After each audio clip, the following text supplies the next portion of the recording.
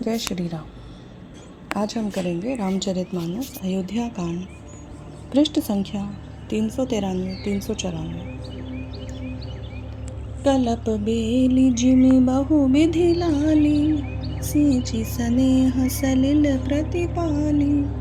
फूलत फलत भयहु विधि दामा, जानि न जाई काह परिणामा।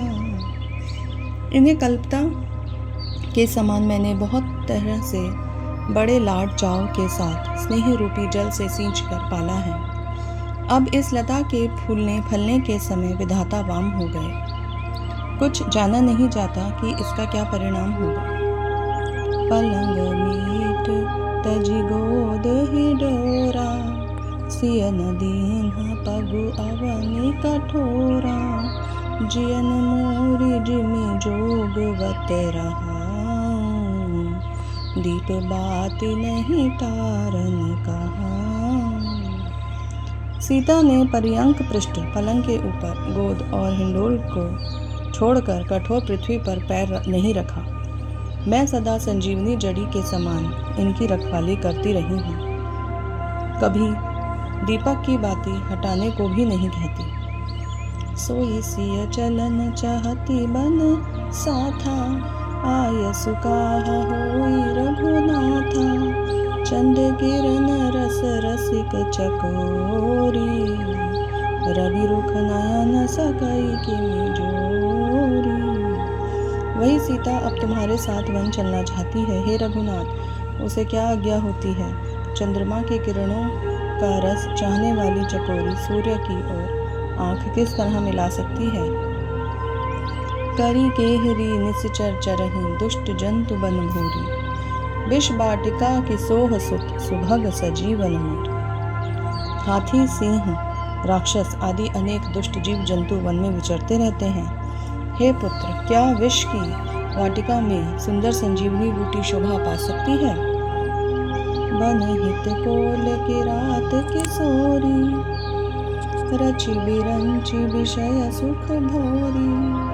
पावन कृमि जिमि कठिन सुभाऊ, किन्है कले सुन कानन काऊ। वन के लिए जो ब्रह्मा जी ने विषय सुख को न जानने वाला कोल और भीलों की लकड़ियों को रचा है, जिनका पत्थर के कीड़े जैसा कठोर स्वभाव है, उन्हें वन में कभी कलेश नहीं होता। कहता पसतिय कानन जोगु, जिन्ह तप हेतु तजा सब भोगु। सिय बन बसी तात के ही भांति, चित्र लिखित कपि देखि डेराती। अथवा तपस्वियों की स्त्रियां वन में रहने योग्य हैं, जिन्होंने तपस्या के लिए सब भोग तत्व दिए हैं। हे पुत्र, जो तस्वीर के बंदर को देखकर डर जाती है, वे सीता वन में किस तरह रह सकेगी?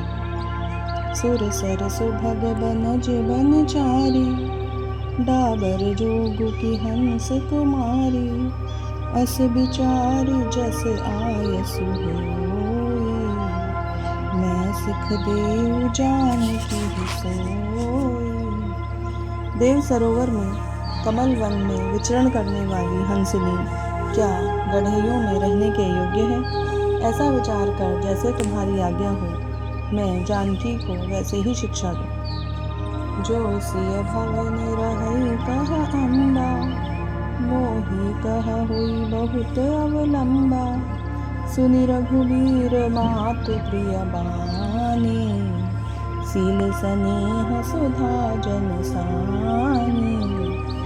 माता कहती है, यदि सीता घर में रहे तो मुझको बहुत सहारा हो जाए। श्री रामचंद्र जी ने माता की प्रिय वाणी सुनकर जो मानुषील और स्नेह रूपी अमृत से सनी हुई थी, कही प्रिय बचन विवेकमय, कीन्ही मातु परितोष। लगे प्रबोधन जानकी, प्रगति विपिन गुण। विवेकमय प्रिय वचन कहकर माता को संतुष्ट किया। फिर वन के गुण दोष प्रकट करके वे जानकी जी को समझाने लगे। मातु समीप कहत सकु चाही, बोले समम समुझि मन माही। राजकुमारी सिखावन सुनहु, आन भांति जिया जानी कछु गुनाहु। माता के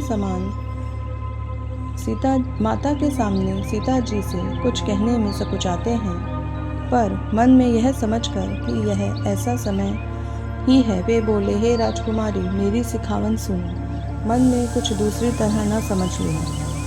आपन मोर नीक जो चाहो, बचनु हमार मानी, गृह रहु आयसु मोर सासु सेवकाई, सब विधि भामिनी भवन भलाई।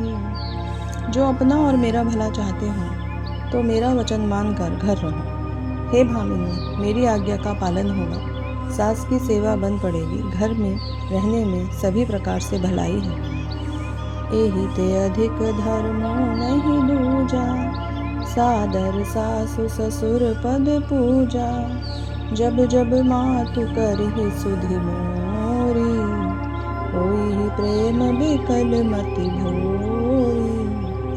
आदर पूर्वक सास ससुर के चरणों की पूजा करने से बढ़कर कोई दूसरा धर्म नहीं है। जब जब माता मुझे याद करेंगी और प्रेम से व्याकुल होने के कारण अपनी भोली बुद्धि हो जाएगी, वे अपने आप को भूल जाएंगे। तब तब तुम्हारी ही कथा पुरानी, सुंदर समुझाए हो मृदु बानी, कहु सुभाय सपथ सत मोहि, सुमुखी मातु हित राखहु तोहि। हे सुंदरी, तब तब तुम कोमल वाणी से पुरानी कथाएं कह कहकर इन्हें समझाना। हे सुमुखी, मुझे सैकड़ों सौगंध हैं, मैं यह स्वभाव से ही कहता हूँ कि मैं तुम्हें केवल माता के लिए ही घर पर रखता हूँ।